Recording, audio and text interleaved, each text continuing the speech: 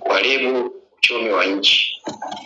Ndugu wa Tanzania, jeshi linawasihi wananchi kupuuza wito wowote unaohamasisha kushiriki katika vurugu za aina yoyote.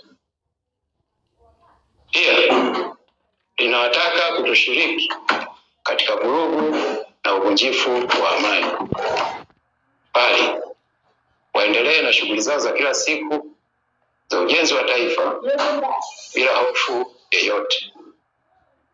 Jeshi halitasita kuchukua hatua stahiki watakaoshiriki katika vurugu na uvunjifu wa amani, kwani ibara ya 147 kifungu kidogo cha pili kwenye mabano ya Katiba ya Jamhuri ya Muungano wa Tanzania ya mwaka 1977 pamoja na mambo mengine inalipatia jeshi jukumu la ulinzi na usalama wa nchi na wananchi wa Tanzania.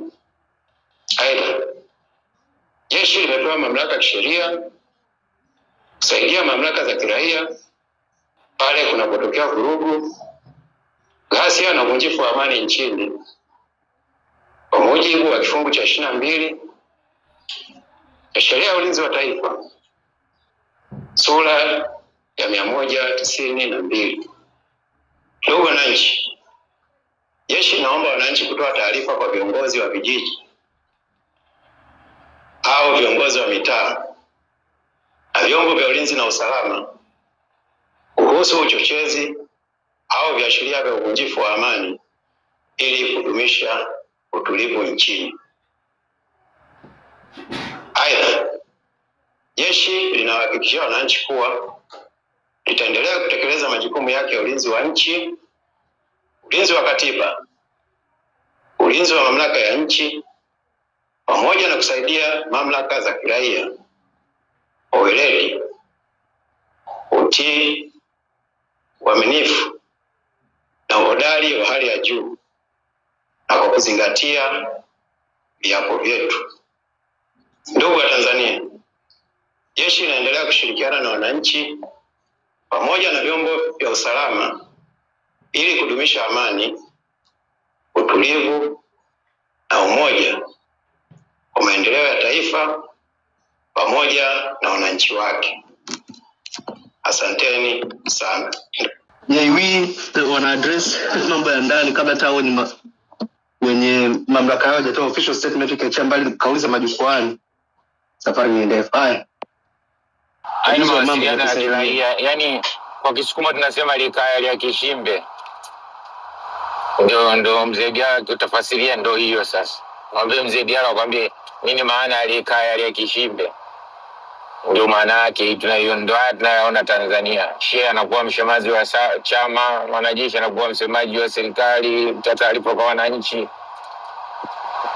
So we are all over the place now. There's something wrong. Hawa wazee wetu hawa wanatakiwa wazee wetu waishauri serikali kwa lazima.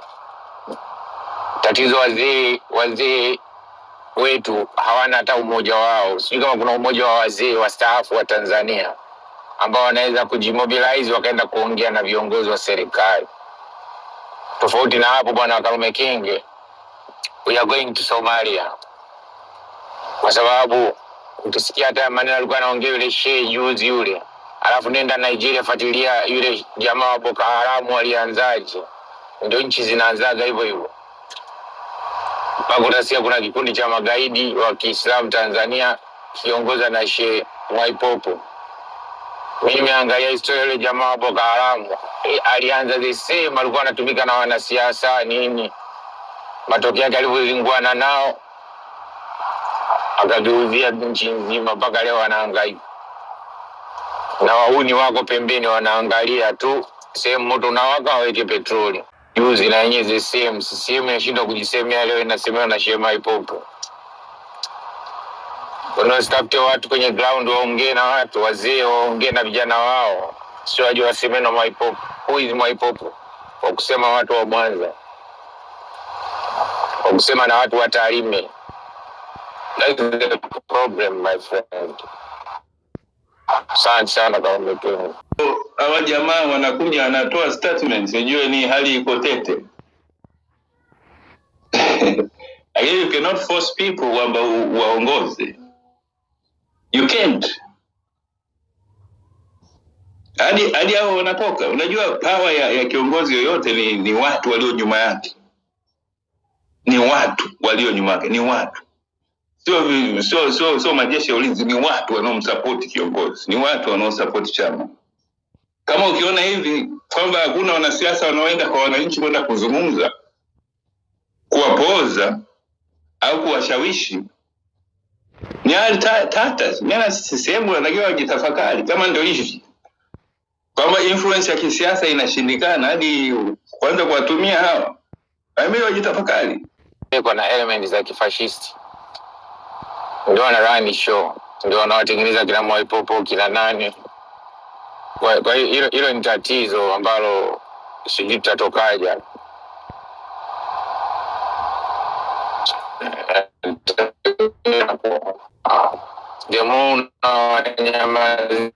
Zemuna watishisha ndo Zemuna.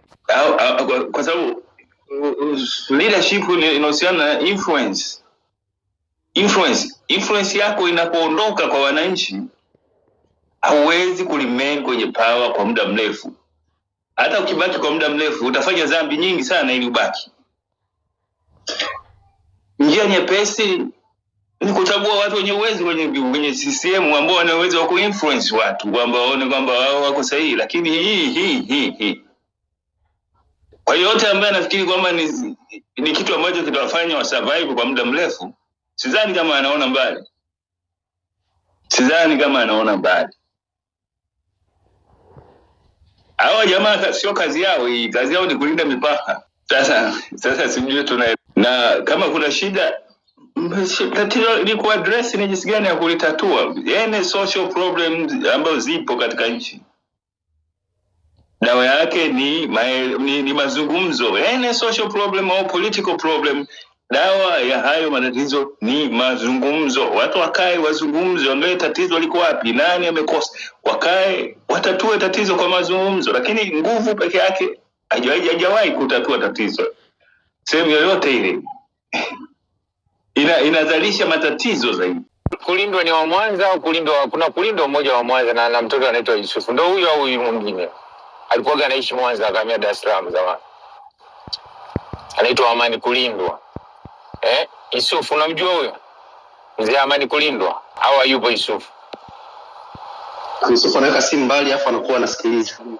Atakuja. Sasa kwa wale wajuzi hata Liang'ombe anaweza kusaidia kwa sababu nafahamu. Kwa sababu kutokea hapo kwa Uingereza kulikuwa na demonstration kwa masuala ya Iran au ya Palestine. And then kuna mwanasiasa akataka kumamrisha polisi kuingiza polisi barabarani.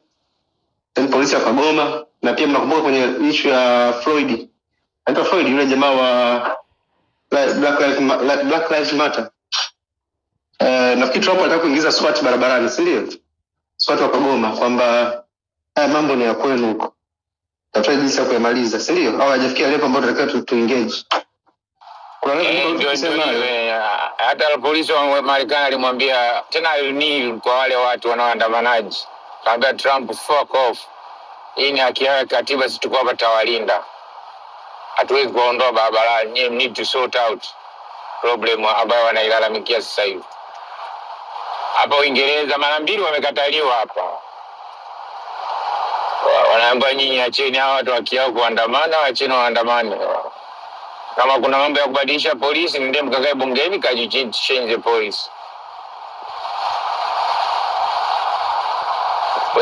Wenzetu hawaamini vyeo. Hawafikiri kuhusu matumbo. Tatizo tulilonalo sisi hawa watoto kina Katambi ya criminal. Katambi ni jambazi. Ndio mtekaji. Wanategemea nini sasa hapo ndugu yao? Ila debate kubwa, mjadala mkubwa ni ile vuguvugu ya tarehe 7 mwezi wa 7. Na matamko ambayo ametoa Mwigulu akisema kwamba watu wanahamasishana kwenye mitandao ya WhatsApp na wanawajua na vitu vingine kama hivyo. lakini tukamsikia mwanamuziki wa zamani sio hadi wa sasa Pandeseri akijaribu kuelezea kwamba shida iliyopo andamani, shida ni kutatua tatizo lililopo. Na mwisho hapa tumesikia kali kuliko zote, JWTZ wametoa official statement kutoka kwa msemaji wao wakielekeza kwamba hali ya mipaka ni salama, lakini wanaelewa kwamba kuna watu wasiotakia mema nchi wanaandaa vurugu hiyo wiki ijayo, na wakisema kwamba jeshi litawalinda, lakini wanatoa onyo kwamba jeshi litashiriki na jeshi litashiriki kuzuia vurugu zozote au uvunjifu wa amani wote ambao utatokea. Akataja katiba, sio katiba gani hapa, wenyewe wana sheria mnajua, ikionyesha kwamba wana power ya kuintervene ikitokea ile ambacho kimetokea. Hapo ndipo tulipo Panyari. Tunaishiwa kwamba hili kimsingi ndio official statement ya kwanza kutoka kwenye vyombo vya ulinzi na usalama ikizungumzia hili swala. Wengine wote wamekuwa wakizungumza kwenye majukwaa au kwenye press za waandishi wa habari, ambapo sio ile kwamba anatenda official kusema kwamba hii ndio position yetu. So far jeshi la JWTZ ndio linakuwa chombo cha kwanza kutoa official statement, kama niko sahihi kuhusiana na swala. Yeah, Karume Kenge, JWTZ sio kazi yao. This is not their job. Kazi ya JWTZ ni kuangalia mipaka basi. Kazi ya law and order ndani sio kazi yao, unless kama kuna state of emergency ambayo as far as I know haijawa declared. Rais haja declare kwamba kuna state of emergency ambayo inawapa mamlaka JWT kuja kusaidia kwenye hali ya usalama ndani ya nchi. Kwa hiyo kama hakuna state of emergency, ni mwiko kabisa kwa JWTZ kujiingiza kwenye masuala ya ndani. It's against, yani ni kinyume na kiapo chao. Masuala ya usalama ndani ambayo ni masuala ya uhalifu ni kazi ya polisi na vyombo vingine vya usalama vya ndani. Kama vile polisi hawawezi wakasema kwamba mipaka yetu iko salama, the same way JWTZ hawaruhusiwi kusema kwamba hali ya ndani iko hivi. That's not their job. Sio kama umeelewa Karume. Shida tunayo sisi ni kwamba mpaka anafikia hatua hii, yani kwa sababu mpaka huyu msemaji anakuja, unajua msemaji sio kwamba ameamua kusema yeye, ni kwamba anapewa maelekezo na wale walioko juu yake. Ndio kwamba walioko juu yake hawezi kufikia hayo maamuzi kama hajaongea na huyo amiri jeshi mkuu wao. Sasa ni kwamba wote hawa hawajui hicho ambacho natuambia hapa, kwamba sisi tunakifikiria tunakifahamu kuhusiana na majukumu yao, kwamba fahamu kwamba itakiwa ianze kutoka kwa mkubwa wao and then wao ndio watoe tamko kwamba wanaenda kutekeleza vipi, lakini sio kumpreempt mkubwa wake. Ndio kama naeleweka. Maanisha kwamba kwa sababu kidogo endelea macho kidogo, kuna kitu ambacho nilikisikiliza wakati inachezwa. Hii kuna slogan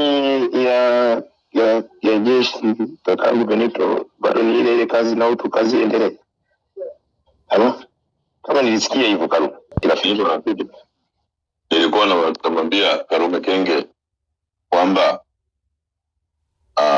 kwenye majeshi yote au kwenye vyombo vyote vya serikali, vyombo vya usalama that is, ambapo wamekula kiapo kutetea na kulinda katiba ya Jamhuri ya Muungano wa Tanzania na amri nyingine ambazo zinaendana na sheria, words to that effect ni paraphrase. Kwa haimaanishi kwamba kwa sababu wewe umevaa uniform ukiambia mpige mtu risasi basi upige risasi, only if it is lawful to do so. Maagizo kutoka juu they are valid only kama yanaendana na sheria. Huwezi kusema kwa sababu wewe ni askari umeambia mnyonge huyu mtoto hapa ukamnyonga, hapo baadaye ukaja kusema kwamba nilikuwa natia amri. Hapana. Kiapo chako ulichokula ni kulinda na kuitetea katiba ya Jamhuri ya Muungano wa Tanzania, sio mtu binafsi. Kwa hiyo kama umepewa order ambayo haiendani na sheria, haiendani na katiba, hiyo order is illegal. Ndio mambo yako hivyo. Kwa hiyo kusema tu maagizo kutoka juu, hapana. Maagizo kutoka juu ni valid pale ambapo yanaendana na katiba na sheria. Kwa hiyo kwa jeshi kujiingiza kwenye masuala ya ndani ya nchi, this is kinyume na katiba na kinyume na sheria zao, it is illegal for that order kufuata. Na hata huyo anayefuata hiyo sheria amevunja kiapo chake, ni uhaini in fact. Is treason, work against katiba. Kwa hiyo huyu askari yote anaenda kinyume na katiba ya Jamhuri ya Muungano wa Tanzania ni muhaini tu, lakini hadha muhaini anatakiwa awe arrested na aende mahakamani, akiwa found guilty awe hanged. Tunafikiria tutafika miaka ijayo. Nafikiri miaka ijayo ndio sasa. Tumeshafika sehemu ambapo utawala wa sheria sasa tunaweka kampuni, mmoja wake aseme, kufanya lake aseme, na kwa kitu. Lakini sasa napata shida kushangaa kwa sababu kama Chande anasema kuna watu 518 waliuawa na hakuna hata mtu mmoja aliyewajibika. Anafikiria kwamba jeshi linaweza kuingilia mambo ya ndani, nadhani kama tunajizima data. Nifikiria kwamba watu wanaweza kufikiria reasonably au mimi ndo nakuyanga. Yaani kama watu 518 wanaweza kaenda chini. No, Chande amesema zaidi ya watu 518, sio 500 zaidi. Na hakuna aliyewajibika, si ndio? Alinukuu ibara ya katiba sio ya ngapi na ngapi. Sasa kwa waliosikiliza vizuri alivyosema hiyo ni kwamba alikuwa anaelekeza kwamba jeshi linatakiwa liingilia hayo mambo waliosikiliza vizuri, ila kuna kifungu alinukuu. Msaidiane jamani, kama mlimsikia vizuri mwanajeshi wetu, msaidie profesa na wengine wote. Maana yake Katambi aliongea bila kwa kunukuu sheria, huyu kaongea kwa kunukuu sheria. Kama utakuwa na interest ya kuendelea kujadili hili, mimi sasa hivi nimeingia barabarani. Wananchi wa Tanzania, ndugu wananchi, Jeshi la Ulinzi la Wananchi wa Tanzania linawajulisha wananchi kwamba hali ya mipaka ya nchi na usalama nchini ni shwari. Hali hii imechangiwa na hali ya wananchi ya kulinda na kudumisha amani na moyo wao wa kizalendo katika kushirikiana na vyombo vya ulinzi na usalama. Utulivu na amani uliopo nchini umewezesha wananchi kuendelea na shughuli zao za ujenzi wa taifa. Pamoja na uwepo wa hali ya amani na utulivu, kumekuwa na uhamasishaji na upotoshaji unaofanywa na wasioitakia mema nchi yetu, kwa kuwataka wananchi kushiriki kwenye vitendo vya vurugu na uvunjifu wa amani na utulivu nchini. Watu hao wanafanya uhamasishaji na upotoshaji huo kwa kulichafua jeshi kwamba litahusika kuwalinda wafanya vurugu na ghasia hizo. Vitendo hivyo vinaweza kusababisha madhara kwa washiriki na wananchi wengine: uharibifu wa mali, kuvuruga shughuli za wananchi za kila siku, na hatimaye kuharibu uchumi wa nchi. Ndugu wa Tanzania, jeshi linawasihi wananchi kupuuza wito wowote unaohamasisha kushiriki katika vurugu za aina yoyote. Pia linawataka kutoshiriki katika vurugu na uvunjifu wa amani, bali waendelee na shughuli zao za kila siku za ujenzi wa taifa bila hofu yoyote. Jeshi halitasita kuchukua hatua stahiki kwa watakaoshiriki katika vurugu na uvunjifu wa amani, kwani ibara ya 147 kifungu kidogo cha pili kwenye mabano ya Katiba ya Jamhuri ya Muungano wa Tanzania ya mwaka 1977 pamoja na mambo mengine inalipatia jeshi jukumu la ulinzi na usalama wa nchi na wananchi wa Tanzania. Aidha, jeshi limepewa mamlaka ya kisheria kusaidia mamlaka za kiraia pale kunapotokea vurugu, ghasia na uvunjifu wa amani nchini kwa mujibu wa kifungu cha 22 cha Sheria ya Ulinzi wa Taifa sura ya 192. Ndugu wananchi, jeshi naomba wananchi kutoa taarifa kwa viongozi wa vijiji au viongozi wa mitaa na vyombo vya ulinzi na usalama kuhusu uchochezi au viashiria vya uvunjifu wa amani ili kudumisha utulivu nchini. Aidha, jeshi linawahakikishia wananchi kuwa litaendelea kutekeleza majukumu yake ya ulinzi wa nchi, ulinzi wa katiba, ulinzi wa mamlaka ya nchi, pamoja na kusaidia mamlaka za kiraia kwa weledi, utii, uaminifu na uhodari wa hali ya juu, na kwa kuzingatia viapo vyetu. Ndugu wa Tanzania, jeshi linaendelea kushirikiana na wananchi pamoja na vyombo vya usalama ili kudumisha amani, utulivu na umoja kwa maendeleo ya taifa pamoja na wananchi wake. Asanteni sana. Jamani, nimesikia, nimerudia tena. Kifungu hapo kimetajwa Panyala hapo. Unasemaje kifungu? Sijui kama unakijua. Fungua katiba usome ndugu yangu, fact check kama anachozungumza kinaendana na tulio discuss. Fungua katiba hapo, fungua hiyo National Defense Act ya fungua. Alafu uje tuambie. Don't take their word for it. Fact check him. Na wananchi wakawa wanashangilia wanajeshi na walikuwa wako nao. Na baada ya pale of course kutokea ambacho kutokea wote tuliona, ila baada ya pale kama nakumbuka vizuri kulikuwa kuna ripoti ya I think polisi Mwanza waliandika ripoti ndefu sana ambapo I think Panyara alisomea, na kwenye mwisho ile ripoti walisema kwamba pia jambo lingine ambalo lilichangia ile ghasia na uvunjifu wa amani ni jeshi kuonekana kwa upande wa wananchi au kitu kama hicho. Yani ni kama vile kwenye ile ripoti polisi wenyewe wa blame wanajeshi kama wao ndio walisababisha zile vurugu au whatever you want to call it.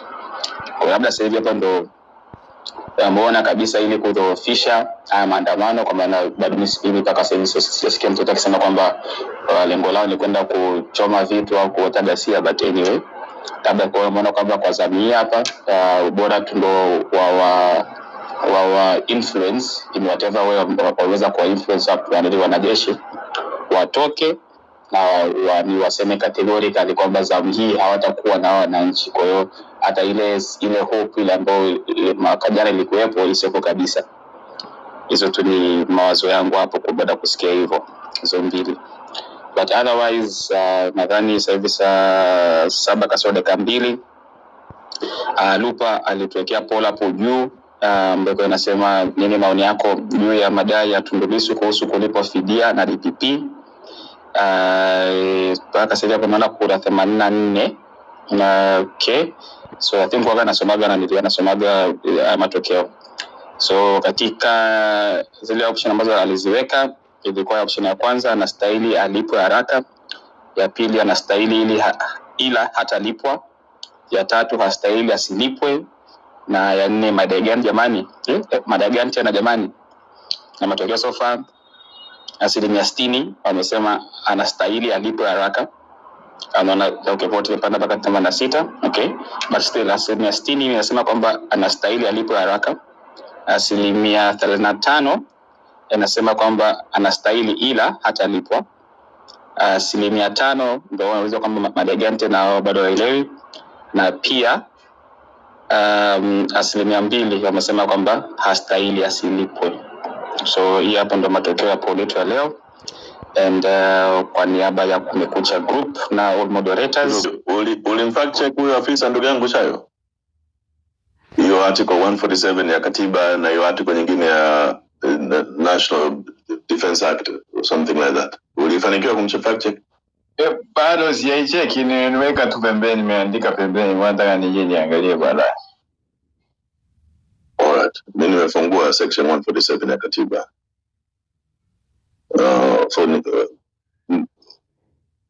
Here it is, 147(1).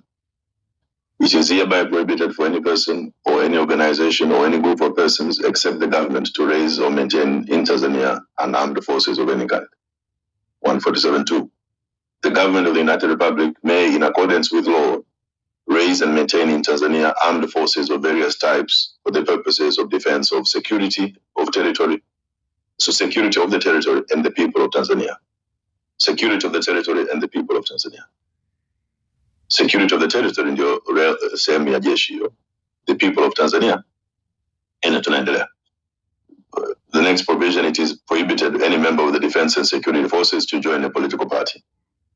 Number 4, for the purpose of this article, expression of members of the defense and security forces means member of the service of the defense forces, police force, prison service, national service, and so on and so forth. Wanaendelea. Kwa hiyo 147 inamempa mamlaka rais au serikali kuunda jeshi. Na kazi hayo majeshi ni kulinda territory, defense of the security of the territory and the people. Kulinda security of the territory and the people of Tanzania. Well, that is at high level. Ukienda kwenye the actual act, sikambuki provision, but I have it here, ambayo imezungumzia majukumu ya jeshi. What is their job? Na majukumu ya jeshi ni kulinda security of the territory of the United Republic of Tanzania. Na kama kuna shida from enemy action, then the jeshi can come in. Kama kuna enemy to invade in our country, the army ndio inaingia hapo. Waandamanaji, watu wakiandamana, they are not enemies of the state. Hao ni wananchi ambao wana haki of expressing their opinions. Kwa ndio hivyo. Kwa hiyo bwana anasema tu kama kawaida wa Tanzania wanatoa hizi references kutegemea kwamba watu they will not go and fact check them. Na hata sisi hapa we don't do it. Tunakubali tu kwamba it's just like that. Hizo act zilizozitaja haziendani kabisa na kazi ya jeshi. Complete nonsense. Hiyo imeeleweka hilo. Alafu ni hatari sana jeshi kuanza kuingilia masuala ya kisiasa. Hata alipoanza tu na ile salamu. Yaani hatari sana. Yaani mimi nantia hofu tunapoelekea.